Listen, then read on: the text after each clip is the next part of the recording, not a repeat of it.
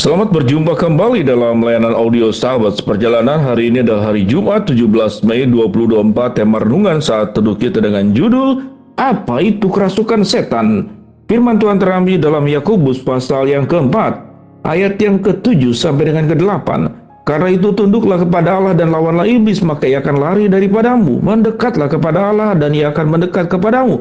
Tahirkanlah tanganmu, hai kamu orang-orang berdosa, dan sucikanlah hatimu, hai kamu yang mendua hati. Mari kita berdoa. Bapa yang di dalam surga, kami ingin belajar tentang pemahaman apa itu kerasukan setan menurut kebenaran firman Allah. Dalam nama Tuhan Yesus kami berdoa, amin. Shalom sahabat perjalanan yang dikasihi Tuhan. Apa itu kerasukan setan? Apakah benar setan bisa merasuk kita? Lalu apakah bentuk kerasukan setan selalu dalam bentuk guling-guling, berbusa-busa, suara berubah, mata melotot ke atas? Bahkan mungkin matanya bisa putih semua. Apakah seperti demikian? Lalu apa kebenaran firman Allah untuk menjelaskan semuanya ini? Kalau kita belajar yang pertama kali sahabat seperjalanan, bahwa setiap orang yang ada di dalam Tuhan, Allah sudah menciptakan kita baik tubuh, baik raga, tubuh, jiwa, dan roh, itu di dalam sesuatu yang terbaik. Kalau kita tidak katakan sempurna, karena kesempurnaan hanya milik Allah. Tetapi seseorang tatkala diciptakan oleh Allah, dan kita bisa menjaga kehidupan kita yang sudah diciptakan Allah, merawat tubuh kita dengan baik, merawat jiwa kita dengan baik, merawat spiritual dan roh kita dengan baik, tidak pernah kita akan bisa disentuh oleh yang namanya iblis. Kita akan melihat biasanya orang umum itu membedakan dua hal. Perbuatan dosa itu dianggap bukan kerasukan setan. Tapi kerasukan setan itu selalu diikuti dengan katakanlah perubahan tingkah laku secara tubuh. Namun sesungguhnya dua-duanya sama. Dua-duanya dipengaruhi oleh kegelapan. Orang yang berbohong, mungkin dia normal, jalannya normal, dia bisa berpakaian. Orang yang berkhianat, dia normal, bisa berkendaraan, bicaranya normal, dia berpakaian secara normal. Namun sesungguhnya jiwanya tidak normal, rohnya tidak normal, tingkah lakunya tidak normal. Hal ini kita boleh katakan, kalaupun tidak disebut sebagai kerasukan setan, tapi dia dipengaruhi oleh pengaruh iblis, dipengaruhi oleh kuasa kegelapan. Kalau berbicara tentang kerasukan setan, kemudian diikuti dengan perubahan-perubahan fisik, tingkah laku fisik seperti orang gerasa, orang yang kerasukan setan yang ada di kuburan, itu sesungguhnya prosesnya juga sebelumnya mengalami persoalan yang lebih dini. Mungkin dia tertolak, mungkin dia punya kepahitan di keluarganya, atau dia pernah mengalami bullying.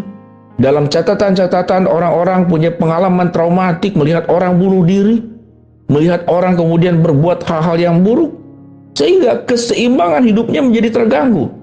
Pikirannya terganggu, perasaannya terganggu. Perasaan itu ketakutan, kecemasan yang berlebihan, lalu keinginan untuk merusak, keinginan melakukan segala perkara-perkara yang tidak sesuai dengan norma-norma, keinginan membakar, kesukaan melihat darah.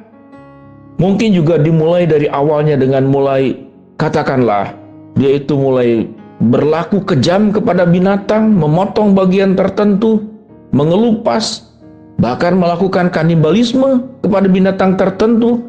Secara hidup-hidup, dia suka minum darah, menakutkan sekali. Dan tingkah laku tidak normal seperti ini adalah bukan rancangan Allah. Sesuatu yang bukan rancangan Allah, sesuatu yang buruk, pasti itu berasal dari, tentunya bukan dari Allah. Siapa lagi? Yaitu dari iblis. Iblis punya tujuan paling utama merusak semua yang baik dari Tuhan, memutuskan segala hal semuanya dari Tuhan. Itu yang dilakukan, yang disebut oleh upaya iblis. Sehingga tingkah laku yang namanya kerasukan seperti dijelaskan di awal, mungkin mulutnya berbusa, matanya ke atas, berubah suara, berguling-guling di bawah, tidak berpakaian, lari-lari di tempat-tempat umum, tidak lagi punya rasa malu. Pasti itu tidak serta-merta tiba-tiba ada, tapi itu dalam proses yang panjang. Firman Tuhan berkata, karena itu tunduklah kepada Allah dan lawanlah iblis, maka ia akan lari daripadamu. Seseorang yang tunduk kepada Allah dan berani melawan iblis dengan segala tipu dayanya, kita akan hidup di dalam kebenaran.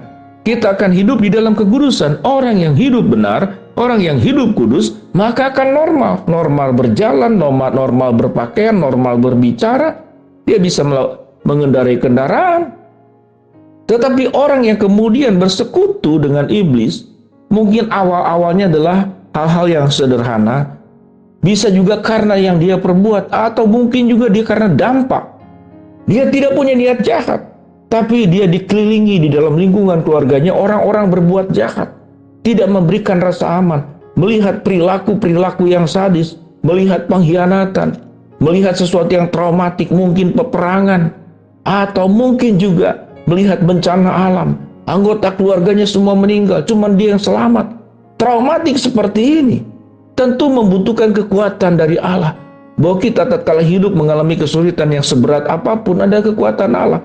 Orang yang berpaut kepada Allah, orang yang bersandar kepada Allah, dia akan sanggup melihat semuanya itu, menjalani kesulitan hidup yang berat bersama dengan Allah. Dia tidak akan melakukan tingkah laku yang buruk. Tetapi kalau dia tidak mengandalkan Allah, dia tidak berpaut kepada Allah, tidak membangun hubungan seperti ranting dengan pokok anggur, dia terpisah. Dia tidak akan mengalami kekuatan. Dia menjalani semua dengan kekuatan sendiri. Kekuatan sendiri punya keterbatasan. Pada titik tertentu, dia sudah tidak sanggup lagi mengontrol dan mengendalikan dirinya. Timbullah kemudian tingkah laku yang kita anggap sebagai kerasukan setan. Berguling-guling, bahkan masuk api, masuk ke dalam air, mencelakakan diri. Ada yang mengatakan kalau dia sudah diikat kemudian segala macam. Memang kuasa kegelapan itu bisa memberikan kuasa pada bagian-bagian tertentu. Iblis bisa melakukan itu. Tetapi itu bukan bersumber dari Allah. Setiap perbuatan yang dilakukan oleh iblis, apapun bentuknya, tujuan utamanya adalah agar kita datang menyembah kepada dia. Dan bukan kita menyembah kepada Allah. Tatkala kita lihat kebenaran firman Allah, orang yang dikatakan tidak menyucikan hatinya, orang yang mendua hati, orang yang mengotori tangannya, tidak tahir, maka dia sedang bersekongkol dengan kegelapan. Dia bisa berbuat dosa dalam tingkah laku yang normal, tetapi juga dia bisa kemudian punya tingkah laku yang buruk, yang dianggap oleh sebagian orang sebagai kerasukan. Tapi seseorang yang sudah dipenuhi oleh Allah, dia akan hidupnya normal, tingkah lakunya normal, rohnya bersih, pikirannya bersih, jiwanya bersih, hatinya bersih.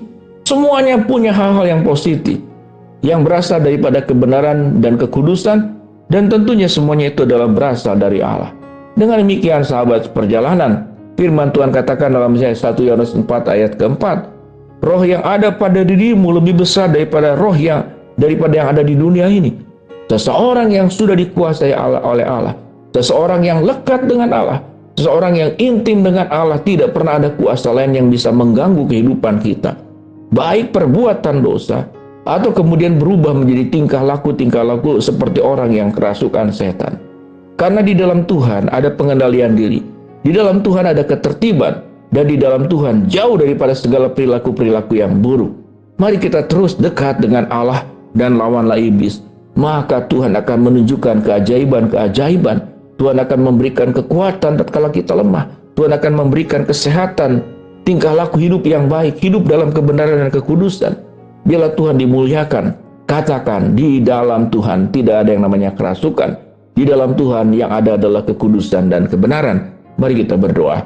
Bapa dalam surga, terima kasih buat kebenaran firman Allah yang kami pelajari. Hamba berdoa buat sahabat perjalanan yang sedang sakit, Tuhan jamah sembuhkan. Sahabat seperjalanan yang sedang menghadapi masalah, Tuhan bukakan jalan. Sahabat seperjalanan yang sedang berdoa mengharapkan sesuatu, Tuhan kabulkan dengan cara dan waktunya Tuhan. Dalam nama Tuhan Yesus kami berdoa. Amin. Shalom, Tuhan berkati kita semua.